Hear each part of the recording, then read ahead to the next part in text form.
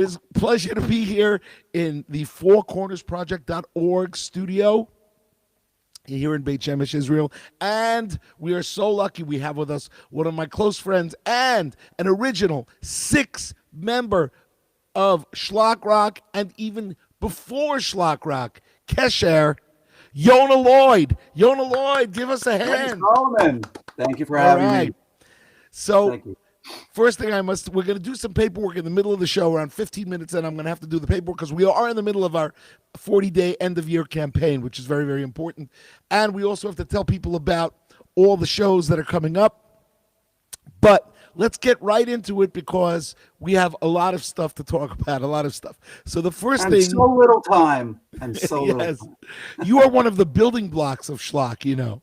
One of the original 6, one of the pillars, the foundation, the as John Belushi would say, you were the backbone of the band. You have something in common with John Belushi, but we'll get to that later. Oh, really?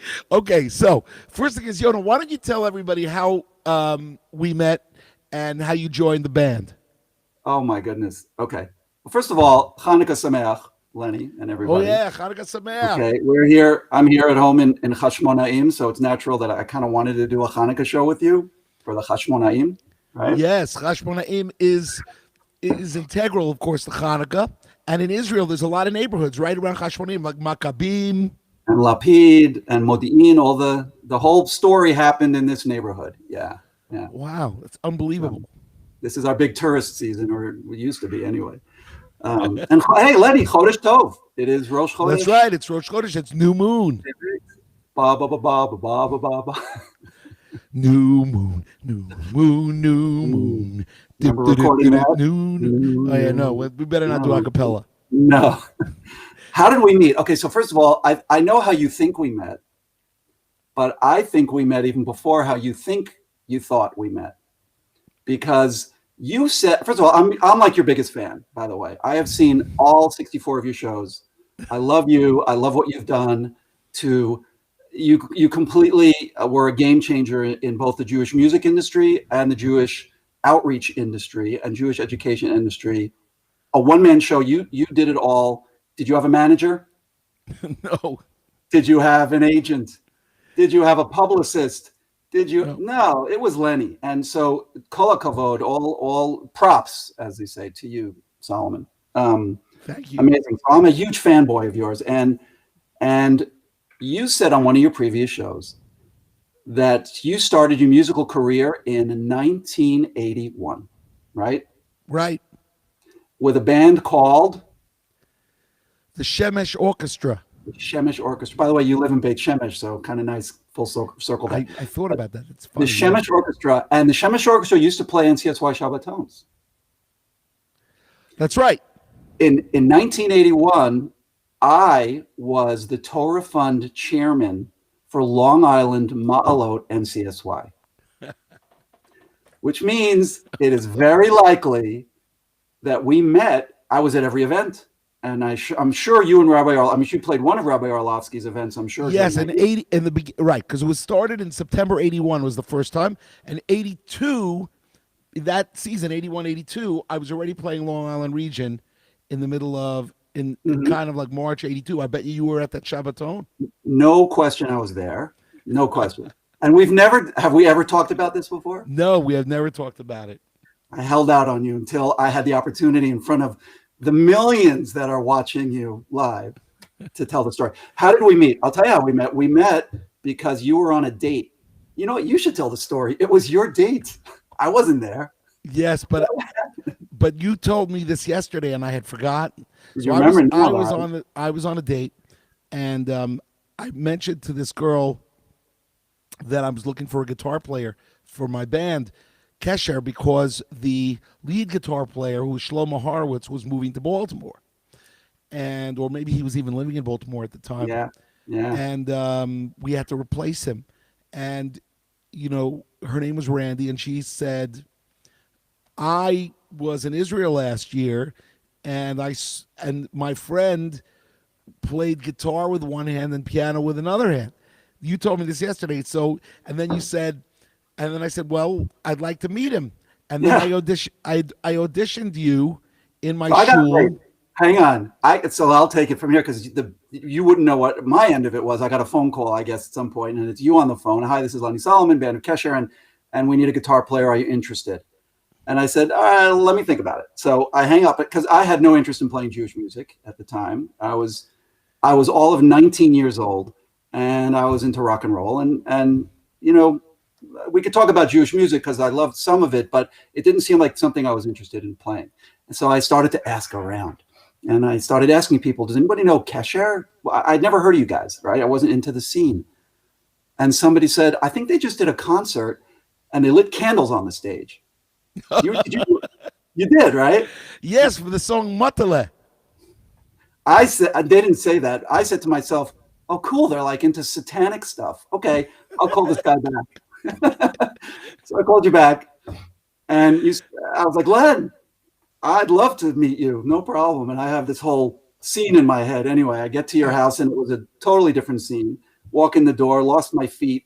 That's the story for another time. Well, we were a very lived-in household, as all my friends will attest to. And I was, and you had said, no, but you know what you had done? You had sent me a tape somehow because I learned you had a great musician in your band, Rabbi Joey Friedman, not a rabbi at the time. And he had been playing some guitar, and you sent me a tape of a show, and you did the song Hafachta by Diaspora Yeshiva Band. Right. And I figured, what I need to do here is just learn exactly what Joey did on that gig, and I'll get the job, which is what I did. You sat me down, we played. I said, let's play a fachta. Okay, we did a fachta. I played his solo note for note. I think that was it. Yeah, there was yes.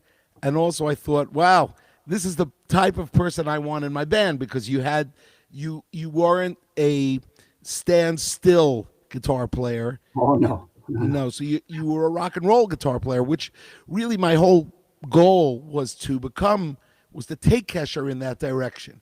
And eventually the reason that Tzvi Pill and I went our own separate ways was because Tzvi wanted to do more weddings and bar mitzvahs, and I wanted to do concerts. And Schlock Rock was a spin-off from Kesher, because when we put out that first album, Learning is Good, Schlock Rock was part of Kesher. We used to play Schlock Rock songs during Kesher concerts.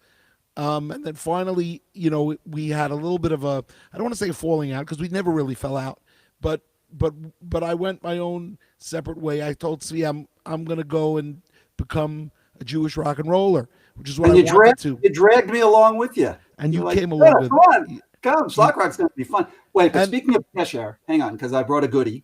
Okay. I don't think you've seen in Low these 34 years, maybe. I don't know.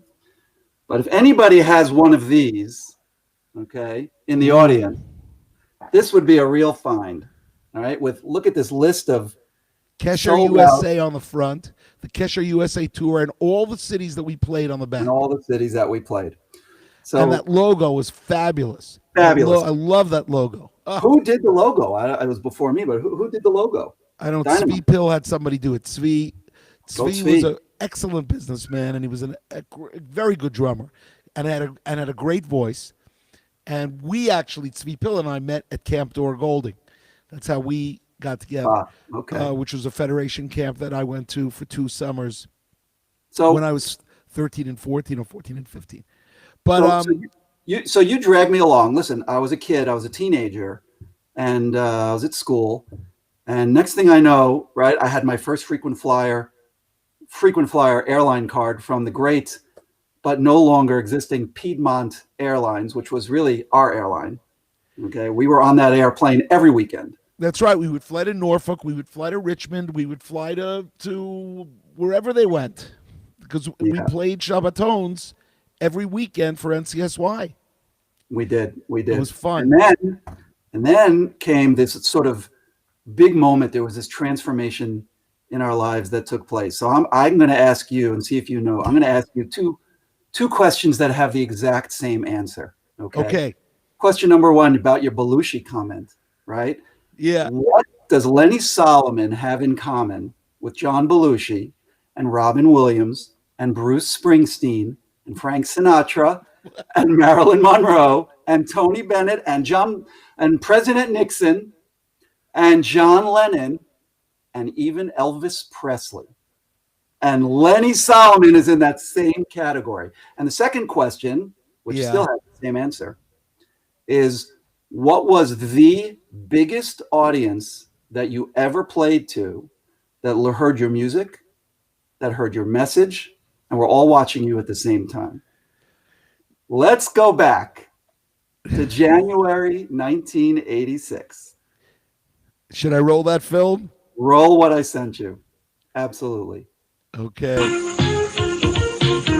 Joe Franklin. People, you're in for a treat. May I begin with the obvious question from a couple of young men on the end? What is the meaning of the word kesher, starting with? Well, kesher is a Hebrew word. It means connection. And what we've tried to do recently with our music is take the environmental themes of today's music, rock and roll, and the pop music, put them and make a connection with Jewish themes and Hebrew words. Yonah Lloyd and Lenny Solomon of kesher. That's it. Means connection. Means connection. Means like you're trying to connect with the rest of the world? Sort of. Right. We tour on weekends, and we've been already to Atlanta and Savannah and St. Louis. What do you do the rest of the week?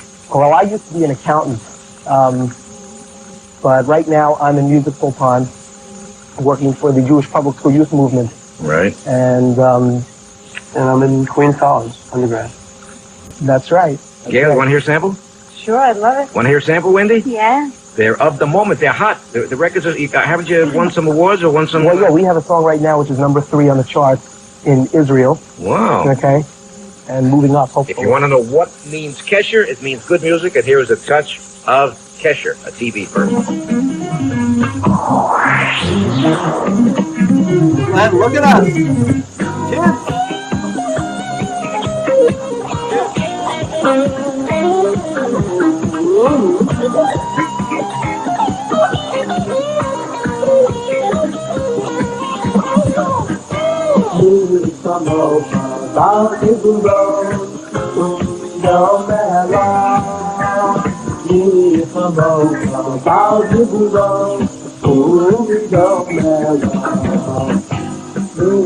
Lenny Solomon and Yonah Lloyd of a group called Kesher. They're hot, they're of the moment, and you're going to tell your grandchildren someday you met them here, you know that? All you other groups, watch out, you're in trouble. Would it come in handy if you sang a few songs in English? What do you think? Do you sometimes? Well, we do, as a matter of fact. We have a mixture.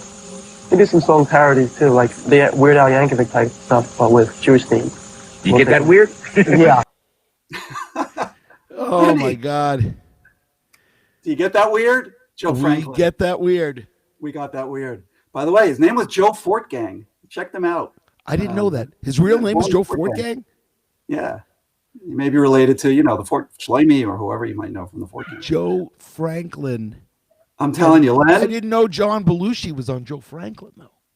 Everybody was on Joe Franklin. Everybody. Let's just get the audience to understand what's going on here. Joe Franklin was the longest running talk show host in the history of the world ever, period. Okay. He had the show since the 50s, ran for like 40 some odd years, just him. His office was a mess. Okay. Made your house look pristine. He sat behind a desk, a billion folders all over the place. And we went out and we got that big Kesher. Me and you, I went with you and we met him. We met him before we went on. Right.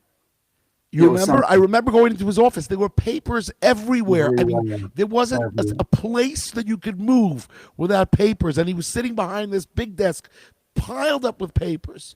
But he was such a mensch. Oh. Such a great guy. He was solid. Did you get any follow-up interest after that show? So the next day I got a phone call from a friend of mine who I went to MTA with, who was flipping channels because the show was on from 1 a.m. to 2 a.m. or something, or 11 to 12. It was really on. It was a late night show. It was like opposite. I don't even think it was past Carson. Johnny Carson was finished after that. It was like the late show. But he was really big. First of all, do you remember that Billy Crystal used to do a Joe Franklin impression? Yes, Manischewitz. He used to do this whole Manischewitz bit. Yeah. Yes.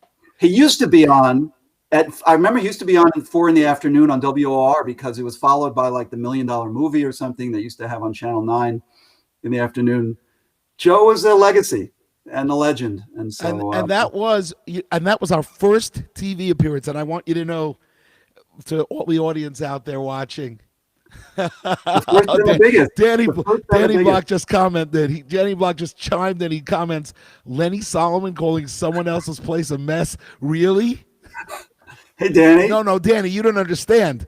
This was really worse than anything. I mean, it was bad.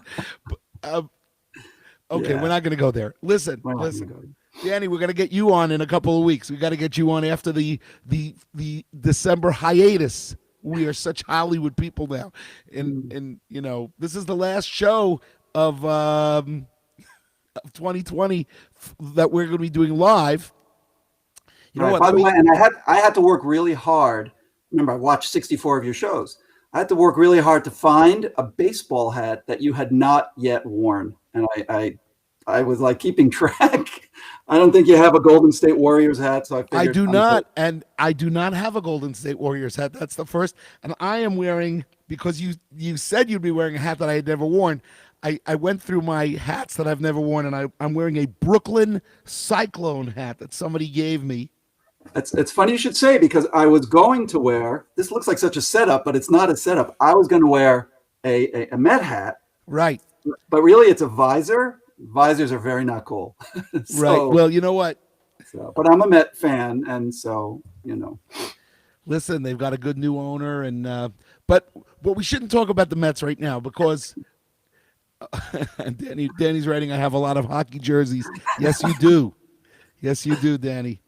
Okay, so let's do this. Let me just tell the audience, because we are, believe it or not, 17 minutes in already, which is unbelievable. Time flies when you're.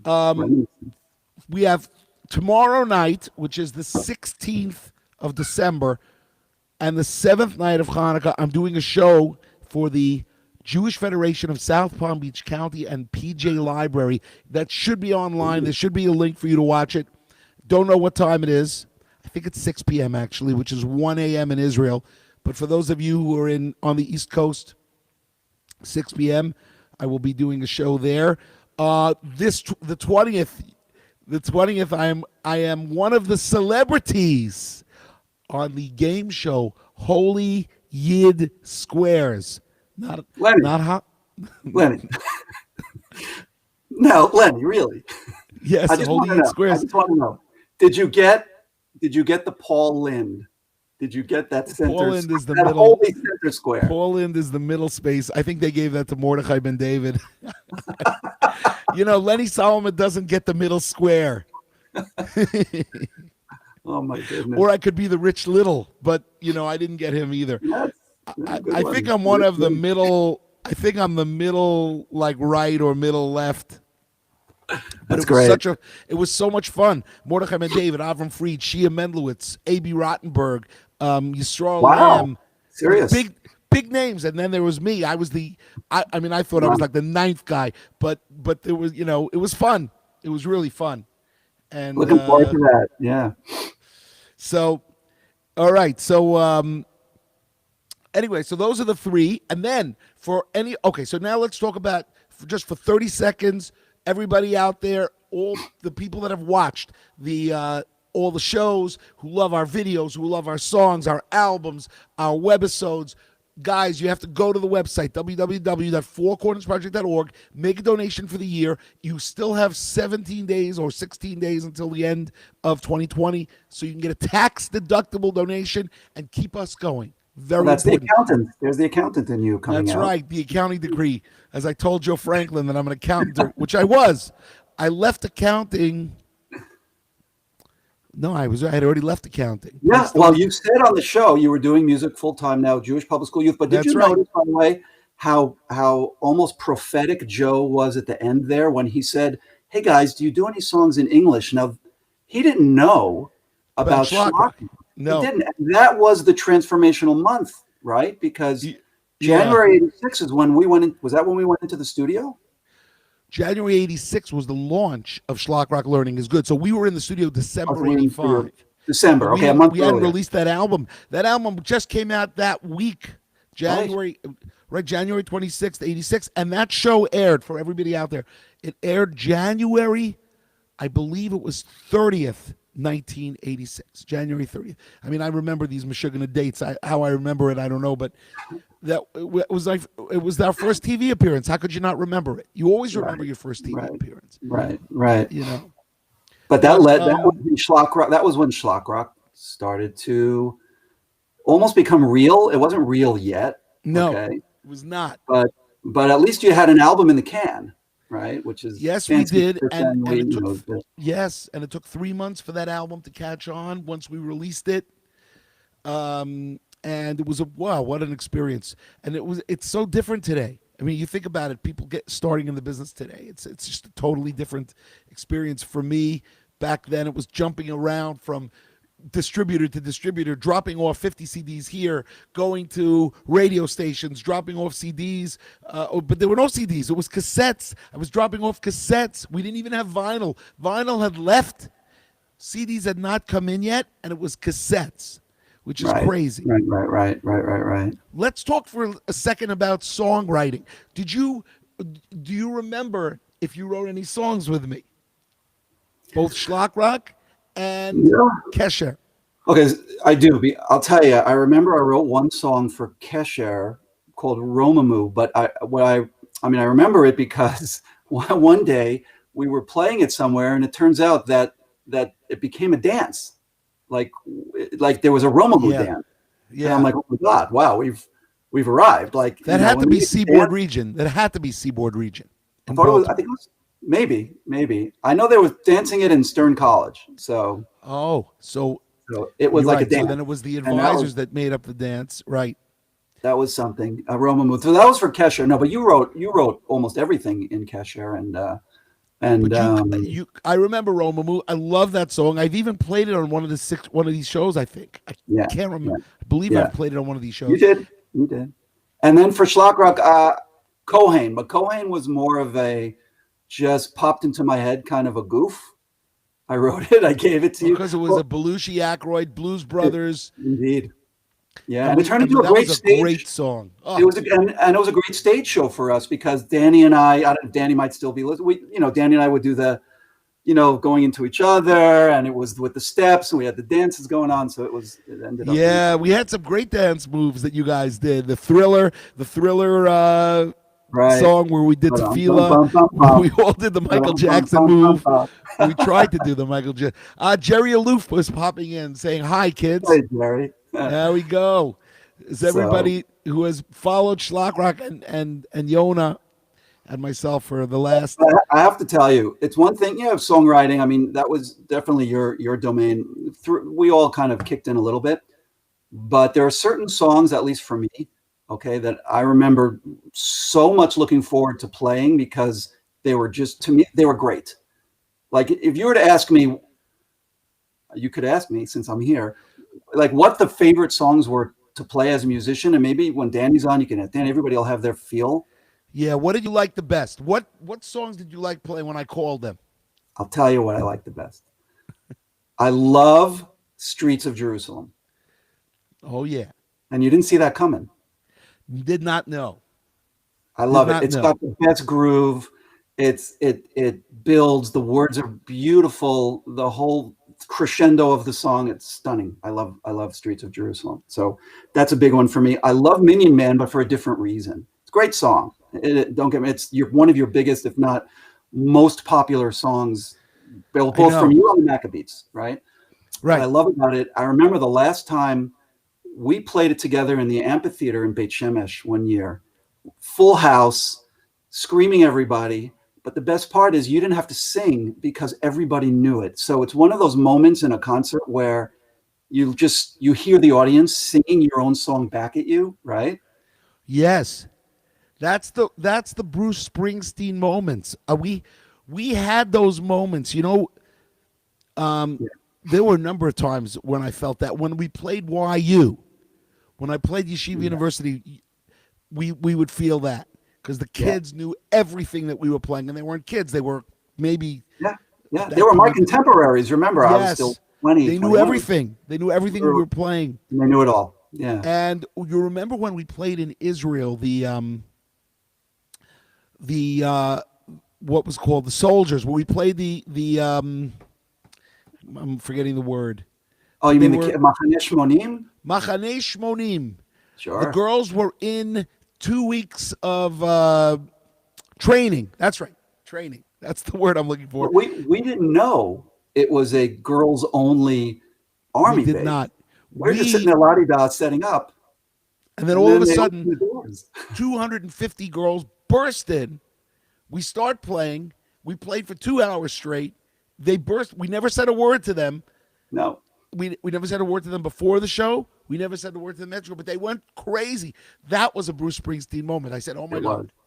Now, but remember, they just thought you were some rock band from America. Like they don't know schlock rock.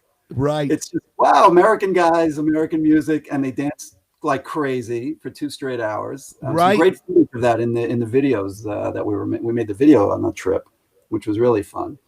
And then there was England. And then there was England. Schlock Rock Videos Volume 1. That's where we made Schlock Rock Videos Volume 1. Yeah. But I think the trip to England, and I know I think Gary may have been talking about it also, or I don't remember, but that was such a shining moment, you know, for the group. And it reminds me because I brought another toy to show. Oh, to show you how impressed I was. I kept this. This is February 1993. Okay.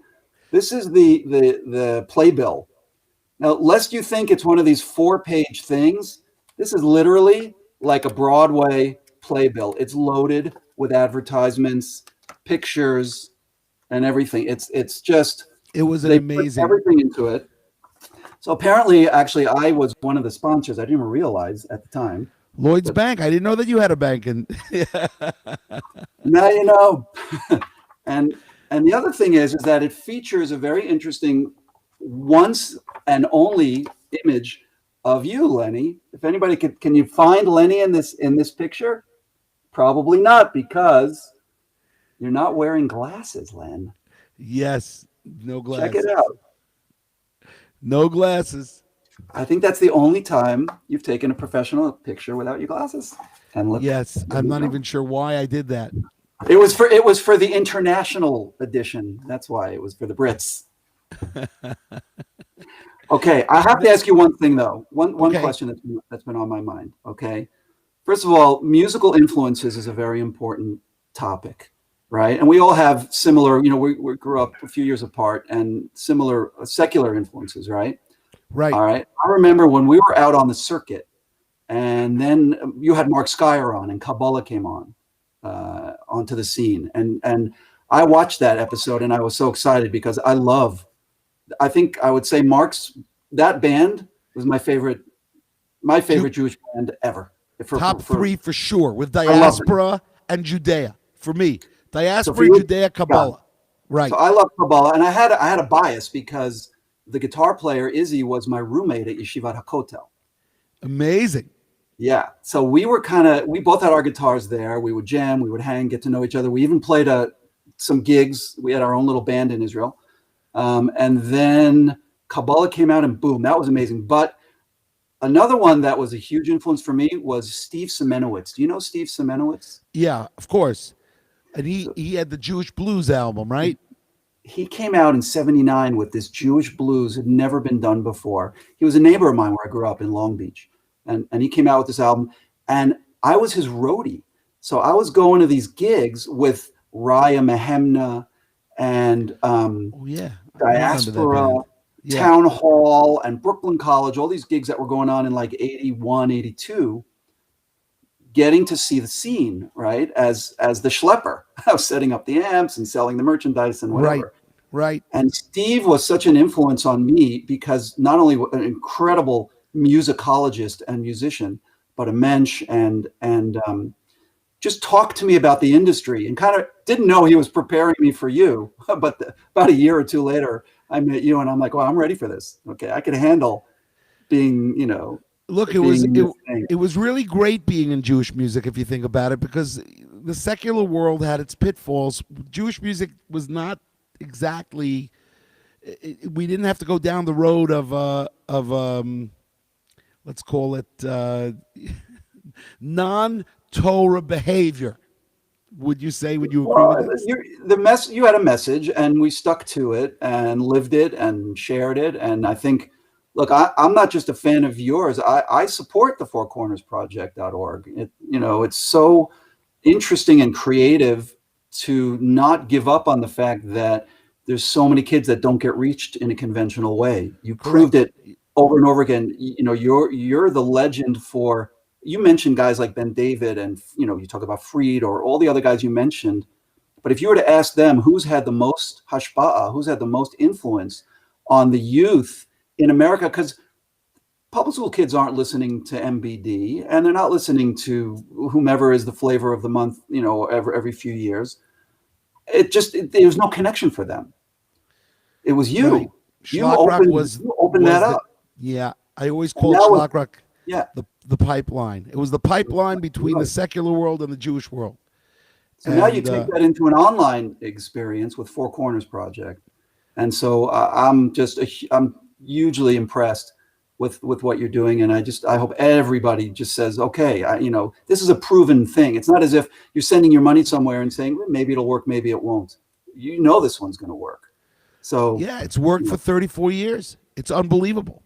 And I, as I always say on my shows, it was not a plan. This was not the plan, and Yonah, when we left Kesher and went into Schlock Rock, that was 87, 88. 88 right. We started playing shows. It was like a dream come true, actually, if you think about it. I mean, I never planned on doing that. I mean, we've toured the world. I mean, and got paid. We got paid. We got paid too. We got paid also. We were kids. I'm telling you, Len, I would have paid money to be able to experience that, to play concerts around the world and just be on the road, get to know people like, Eitan G, who's, grew up in it and then took it to his level, or everyone else who kind of, connected JJ Oliver Shalom and Dr. D. You're going to have him on the show, right? You got to get Dr. Bet D. Dr. D is going to come on very soon. Yep. Amazing. And that was it was entertaining. Okay. It was life affirming. It was experience. It was a course. I would have paid, but you paid me. I wasn't going to say no. That's funny. Yeah. But it was, I was getting paid too. So it was really, it was really fine. And we got to be creative, and we got to do stuff out of the box. We never had to worry. It was another thing. And we're already at 33 minutes, so we're gonna wrap this up. Yeah, I told you this would flow flow a lot, but I just the greatest thing about it was we weren't owned by an organization. We didn't really have to worry about offending the people that we worked for, because we worked for Hashem. Everything that I did was always like, it has to be done, and I didn't worry about offending people, which is how we did rap, because people would, oh, you can't do rap, or you can't do this, or you can't do that. And, oh, yes, we can. We have to. Yeah. You have to do it. You have to. Because that's what they're listening to. Otherwise, you won't succeed in the platform. It's a platform. Yeah. Okay. And you evolve over time. You've had how many records or what records? Excuse me. 39 projects 39. With number 40. As soon as I write number 40, I've been threatening to write number 40, but it hasn't happened yet. But the plan is that this year to record number 40 and 41. And 41 is going to be a classic Schlock Rock parody album with songs from the 70s and 80s. Maybe we're going to do even something from Peter Frampton. Ooh, baby, show me the way. Lenny, I hear you going to America. You're going to America. You're going to America. So anyway, I think we have to wrap it up, because I think we are at 35 minutes already. But Yonah, I just want to say how much fun it was to have you. And I had a great time. For everybody out there, watch all the shows over the next 2 weeks. Go to the fourcornersproject.org studio and website. place a donation for the year. We're going to be back. We have the 3 shows you as we mentioned, tomorrow night in Florida, this Sunday, Holy in Squares, and then the special January 3rd Zoom for anybody that donates $100 or more is in our Zoom question and answer and concert. And then we come back with another Lenny Solomon Live on Monday night, January 4th, or Monday afternoon if you're in New York. Everybody out there. You're going to America, yes? Yes. Well, if weather permitting, and El just sent me a message. I haven't read it. El sent me a text, but I'm flying tomorrow night, coming to New York on Thursday for 11 days. Anybody who wants to be in touch with me, you can be in touch with me. And I will be back December 29th in Israel. To quote the great Mrs. Solomon, your mother, Lenny, you should go safely and come safely. Yes, amen. And my mother definitely would say that and says it all the time. So with that, we're going to end the show. Everybody out there, have a great rest of Hanukkah. Keep on schlocking. And remember, what are we going to finish with? Be good, be cool, be Jewish.